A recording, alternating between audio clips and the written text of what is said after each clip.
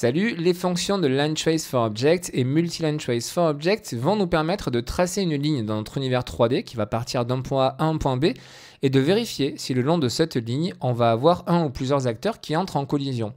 Cette fonction de LineTrace va nous retourner uniquement la première collision. La fonction MultiLine va nous retourner toutes les collisions qu'il y aura le long justement de ce vecteur, le long de cette ligne. On a notre paramètre qui est très important ici, le forObject, que l'on retrouve dans les inputs. Alors on va les voir dans quelques instants, mais c'est très important. Ça va être justement le critère au niveau de collision sur lequel on va se reposer. Je vous explique tout ceci dans un instant. On passe au niveau de l'exemple. Je prends mon cube qui exécute à chaque image par seconde la fonction de LineTrace. Donc du coup, on a un mode débugage. Ça nous permet d'avoir un visuel justement sur la ligne qui est tracée. On voit qu'elle est rouge tant qu'il n'y a pas de collision. Quand il y a collision, le point d'impact est symbolisé par le carré rouge. Ensuite, on a un changement de couleur de la ligne qui devient vert, qui va bien jusque là où on lui a demandé d'aller, et qui nous dit, enfin qui ne gère pas en tout cas, les collisions suivantes. Tout simplement parce que là, j'exécute ma première fonction de LineTrace qui gère que la première. On va voir tout à l'heure avec la multiline que ça nous retournera donc toutes les collisions. Comme je vous le disais, ce qui est très important de retenir, c'est ce forObject, et ceci est valable pour toutes les fonctions de trace forObject. On va regarder ça. Ces fonctions de trace, c'est donc une gestion des collisions. On va interroger UE en lui disant, dans telle direction, sur telle longueur, est-ce qu'on entre en collision avec des acteurs?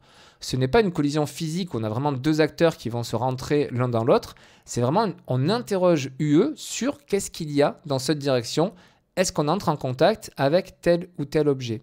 Et justement, on va rentrer sur le type d'objet. C'est un input ici que l'on va venir renseigner après. On va pouvoir venir dire, je veux, devant moi, vérifier s'il y a X types d'objets, en précisant bien entendu ces types d'objets. Les collisions sont présentes sur tous nos acteurs dans le jeu. Je sélectionne mon cube et on va voir comment est-ce qu'on va pouvoir gérer ces collisions. Et ce que je vous montre là est valable pour tous les acteurs de votre jeu, que ce soit des static mesh, des blueprints, etc. Donc là, je prends mon cube, je scroll pour aller jusqu'à collision et je vais déplier le collision preset. C'est à l'intérieur de cette donnée que nous retrouvons toutes les informations donc de collision. Et je passe ici sur Custom pour pouvoir avoir la main sur tout. Premier paramètre, le Collision Enabled. Ça nous permet d'activer ou non les collisions. Et vous voyez que si je désactive, effectivement, on n'a plus le carré rouge. Notre ligne donc part et elle traverse ce cube sans en tenir compte. C'est normal, ce cube, je lui dis qu'il ne gère plus les collisions. Donc maintenant, on va lui dire, tu gères les collisions. Je les mets à Enabled. Et là, à nouveau, on retrouve notre carré rouge. Vous remarquez que nous avons deux types de collisions dans UE et elles sont ici, les query et les physics. C'est exactement ce que je viens de vous dire. Les collisions physiques, c'est quand on a deux acteurs qui se rendent comme ceci.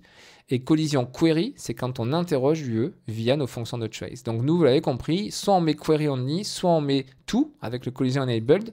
Mais pour que notre collision soit prise en compte, il faut que ceci soit activé. Et après, c'est ce qui nous intéresse. Le object type, c'est exactement ce que nous avons ici comme input. Actuellement, ma fonction, je l'exécute avec deux types d'objets que je souhaite, entre guillemets, écouter, que je souhaite percuter avec ma collision. Et ces deux types d'objets, quand je déplie ma liste, c'est World Dynamic et Pawn. Si je sélectionne actuellement mon cube, vous voyez qu'il est réglé sur Pawn. C'est pour ça qu'il me retourne du coup la collision. Si je mets World Dynamic, il me retourne toujours la collision. Si par contre, je demande un World Static, qui ne fait pas partie de mon exemple actuel, c'est-à-dire que je dis j'écoute que, je veux uniquement rentrer en collision avec les objets de type dynamique et pawn, eh bien mes objets statiques, ça ne les écoute pas. Je poursuis, si mon cube vert, je viens modifier ici son type d'objet à pawn, ça le prend. Très important aussi, le fait de prendre ce cube, qui est un static mesh, et de venir modifier ici son paramètre object type en le mettant à pawn, ça ne veut pas dire que dans le jeu, cet acteur va se transformer en pawn, c'est-à-dire un acteur que l'on va pouvoir contrôler, que ce soit un personnage ou non.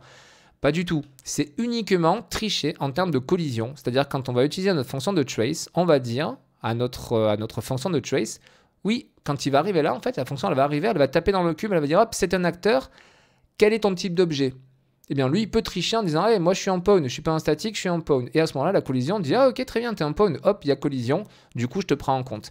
Donc, ce paramètre type d'objet, c'est vraiment uniquement un type d'objet qui est attitré à cet acteur lors d'une collision comme ceci avec notre trace. Enfin, toutes les collisions qui sont en dessous, les réponses de collision, que ce soit pour les trace responses ou les object responses, ça n'a aucun impact dans le cadre de nos fonctions ici de tracé. Ça va uniquement prendre ce paramètre-là d'object type pour savoir, en fait, pour filtre si ça doit prendre l'acteur ou pas. Maintenant que je vous ai fait le topo sur ceci, de toute façon on va y revenir, on va revenir sur nos fonctions et on va étudier un petit peu nos inputs, qui sont exactement les mêmes dans la version simple ou multi. Donc j'isole un petit peu ceci pour ne pas être contrarié et c'est parti pour l'étude des inputs. Le start, c'est le point de départ de notre ligne et le end, c'est le point de fin de notre ligne, donc en coordonnées x, y et z dans notre univers 3D. Après, nous avons notre fameux paramètre, hein, le type d'objet. Vous voyez que c'est un tableau représenté par les petits carrés. Donc là, soit on fait un clic droit, on passe en variable, on le fera dans un instant. Mais là, dans le cadre de mon exemple, j'utilise le node makeArray, donc faire un tableau qui me permet de créer manuellement un tableau. On peut rentrer plusieurs valeurs si on le souhaite. Et vous voyez que ici, ça va donc nous lister les types d'objets que l'on peut mettre. C'est exactement les 6 types d'objets que nous avons ici quand nous sélectionnons notre niveau et que nous venons là. Donc on va pouvoir dire dans notre fonction, moi je veux que le line trace ici, il me retourne vrai si on a une collision avec des objets dynamiques, avec les pawns et avec les objets destructibles. Tout le reste sera filtré et par contre ces objets-là vont nous retourner quelque chose. Ensuite, on a le trace complexe qui nous permet d'avoir des informations un petit peu plus précises au niveau de la collision. Je vous fais un tuto dédié par rapport à ça. L'actors to ignore qui nous permet d'ignorer des acteurs. C'est-à-dire qu'effectivement, mon cube ici, il peut très bien être un pawn et ma fonction réglée sur un pawn. Donc, c'est censé retourner une collision. Mais pour des raisons X ou Y, je peux très bien dans mon jeu dire, lui, par contre, je ne veux pas que lorsque j'exécute cette fonction à un moment donné, il soit pris en compte. Du coup, je n'ai pas besoin de modifier son type, etc. Je le laisse comme c'est ici. Par contre, dans la fonction, même chose. Je vais faire un makeArray et je vais venir dans ce tableau renseigner ici l'instance de l'acteur en question. On peut en mettre bien entendu un ou plusieurs. Ensuite, nous avons les fonctions de débugage qui nous permettent de ne pas débugger, c'est-à-dire qu'on n'aura pas visuellement parlant notre ligne qui apparaîtra, soit elle apparaît le temps d'une frame, d'une image, soit le temps d'une certaine durée exprimée en secondes, vous venez rentrer la valeur ici à JawTime, soit persistent, c'est-à-dire que tant que vous n'avez pas appuyé sur échappe ou sur stop, vous verrez votre ligne apparaître sur votre niveau. Donc ça, c'était pour tous les inputs. Je vous montre maintenant tout de suite l'exemple pour voir ceci en fonctionnement. Sur un event tick, donc à chaque image, j'exécute ma fonction de line trace. Et je fais quoi? En start, je récupère la position de mon cube qui est ici, mon acteur blanc. C'est réellement son pivot qui est pris en compte. Et je le mets en tant que point de départ via la fonction getActorLocation qui me retourne donc ses coordonnées dans le monde.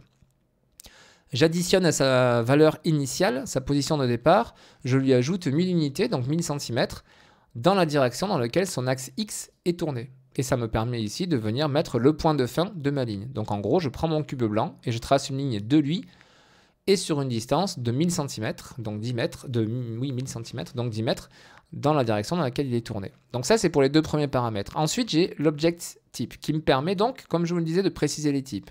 Alors, soit on fait avec le node makeArray, on vient créer notre tableau ici, soit on fait l'autre possibilité de faire un clic droit, promote variable, ça nous crée une variable que l'on peut renommer comme on le souhaite, et à ce moment-là, on va pouvoir après réutiliser facilement cette variable au sein de notre script. Donc moi, je supprime celle-ci, yes, et j'utilise ma variable type qui est ici et que je relie. On sélectionne la variable et une fois qu'on a compilé, on peut venir ici rajouter des valeurs. Donc on clique sur le petit plus et on va rajouter autant de types qu'on le souhaite. Alors attention, il y en a 6 types d'acteurs, ça ne sert à rien de venir mettre ici plus d'éléments que ce que nous avons d'acteurs. Donc si on souhaite par exemple filtrer que 2 acteurs, bien je rajoute 2 enregistrements et je vais dire, je prends les World Dynamic et je prends par exemple les Pawns. Et du coup, ma fonction va filtrer uniquement ces 2 types d'acteurs. Ensuite, en paramètres, j'ai laissé les paramètres par défaut avec du débugage sur du OneFrame. Mon exemple, vous le connaissez, donc je vous montre maintenant comment j'ai fait pour exploiter justement les résultats. Donc tout d'abord, on a un return value qui nous permet de retourner si oui ou non on a un acteur qui a été touché. Si l'acteur n'a pas été touché, ça ne sert à rien de faire quelque chose. Donc je viens ici utiliser le return value que je connecte à un branch et ça me permet de faire quelque chose si effectivement on a une collision. Et je ne fais rien s'il n'y a pas de collision. S'il n'y a pas de collision, j'utilise ma fonction juste pour vider l'interface de tout texte. C'est dans le cadre de mon débugage.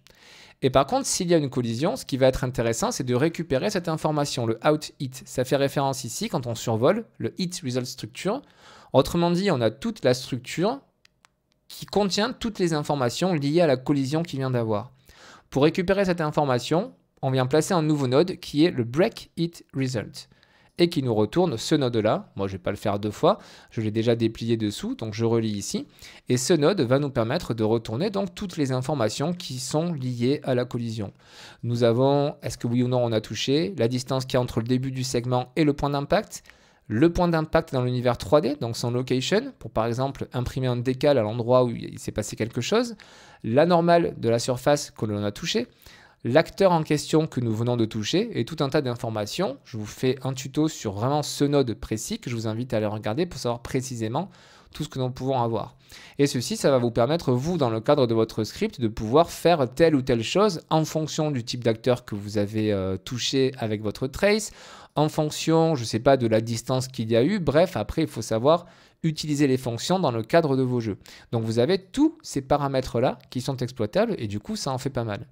Dans le cadre de mon exemple, moi, ce que j'ai fait, c'est que sur mon branch, quand ça retourne vrai, donc quand on a eu collision, eh bien, je récupère le hit actor ici, c'est-à-dire l'acteur avec lequel on est entré en collision, et je viens imprimer avec ma petite fonction custom dans mon interface utilisateur son display name, c'est-à-dire le nom de l'acteur tout simplement qui est disposé en jeu. Et on va tout de suite regarder le résultat. Juste avant une chose, sachez que tout ce qui se trouve dans le break hit result ici va être passé en valeur uniquement si vous exploitez cette donnée. C'est-à-dire que ici, quand j'utilise mon print UI pour afficher les informations, c'est au moment où on va exécuter ceci que ces valeurs vont avoir vraiment une valeur, que toutes ces variables vont avoir une valeur. Tant que vous n'exécutez pas ceci n'a pas de valeur. Il faut le savoir. Donc du coup, je repasse à mon exemple. Et vous voyez qu'effectivement, j'ai bien le nom de l'acteur qui apparaît en bas à gauche. Le cube 2 apparaît. Si je fais de la place, il n'y a plus rien parce qu'il n'y a plus d'acteur qui gère la collision. Si mon cube vert, je le passe ici en World Dynamic par exemple, hop, il y a à nouveau collision et ça me retourne bien le nom cube vert. Et ainsi de suite. Donc vous voyez, c'est très facile de pouvoir utiliser ce que retourne ici notre fonction. On va maintenant passer à l'équivalent, mais cette fois-ci en version multi. Alors tout ce qui est input, en fait c'est exactement la même chose, donc je ne vais pas tout vous redire, hein. Je peux même reprendre ma variable type et la connecter ici. Le débugage sur OneFrame, c'est parfait. Et maintenant, ce qu'on va faire, c'est regarder comment récupérer ici les outputs. Donc ça, c'est quand on va avoir un ou plusieurs acteurs avec lesquels on va rentrer en collision. Mais avant, on fait le petit débrief au niveau des collisions, justement. Parce que là, je suis en mode multi, c'est-à-dire qu'on va gérer plusieurs collisions. Et pourtant, on voit quoi? Eh bien, on voit que j'ai qu'une seule collision qui est prise en compte. Et vous allez voir, c'est tout simplement à nouveau une histoire de paramètres de blocage. Par défaut, ce cube, il est bien un pawn. Donc du coup, j'ai bien la collision qui se fait. Le cube suivant, c'est pas un pawn. Il fait partie, il a un type d'objet au niveau collision qui n'est pas pris en compte dans la demande de ma fonction. Si je le passe en World Dynamic ou pawn, vous voyez qu'automatiquement, ici, il est pris en compte. Même chose pour le dernier. Si je le passe en pawn, il est pris en compte. Donc là, j'ai bien 3 acteurs. En bas à gauche, ça m'indique. J'ai bien les 3 collisions. Je vais pouvoir exploiter ces collisions. Si mon acteur du milieu n'est pas de bon type, je le repasse par exemple en destructible, on voit qu'il est tout simplement ignoré, mais il ne bloque pas le flux. On voit bien que notre ligne, elle passe derrière. L'acteur qui est derrière lui a pour type un des types qui est requis par notre fonction de trace. Du coup, il est bien pris en compte et ça va me retourner 2. Une fois de plus, toutes les informations en dessous n'ont aucun rapport avec notre fonction de trace by object qui fait uniquement référence ici à cette valeur de object type. On va donc regarder comment exploiter nos valeurs ici qui nous sont retournées.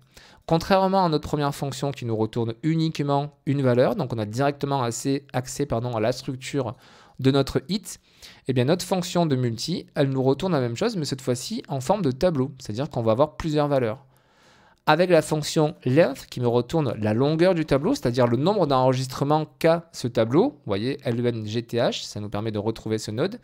Si j'ai 0 collision, cette fonction va me retourner 0. Si j'en ai 2, ça me retournera 2. Si j'en ai qu'une, ça me retournera qu'une. Donc ça me permet ceci de retourner en bas à gauche, comme vous l'avez vu, dans mon interface, le nombre d'acteurs qu'on croisait. Bien évidemment, on peut faire autre chose que ça. Nos tableaux, on peut les travailler de plusieurs façons. On va pouvoir soit via un for each loop, par exemple, boucler sur chacune des collisions pour les traiter et faire quelque chose de précis. Ce node-là va nous récupérer, donc à chaque fois, on va pouvoir exécuter un bout de script sur la collision en question sur laquelle on est en train de travailler. Ça va les traiter par ordre. C'est-à-dire que ma ligne, elle va partir d'ici. Ça va d'abord prendre la collision avec le cube bleu et ça va traiter tout ce qu'on a à faire. Et toutes les informations avec mon cube bleu, on va les récupérer ici, toujours avec un break. C'est exactement ce qu'on a fait précédemment quand on n'avait qu'une seule collision. Si ce n'est que cette fois-ci, comme on a plusieurs objets, bien on passe d'abord par ce node qui nous permet de travailler objet par objet. Et donc là, on aura bien le hit de ce qui concerne le cube bleu. On fait ce qu'on veut avec, on met nos fonctions ici. Et dès que notre ligne de node sera terminée, ça va automatiquement boucler, c'est-à-dire passer à l'enregistrement suivant.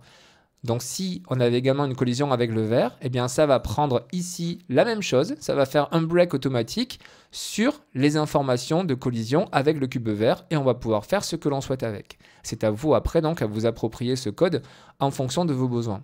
Donc voilà ce que je pouvais vous dire sur nos deux fonctions, LineTrace for Object et MultiLineTrace for Object. N'hésitez pas à me poser vos questions dans l'espace commentaire qui est fait pour ça. À bientôt.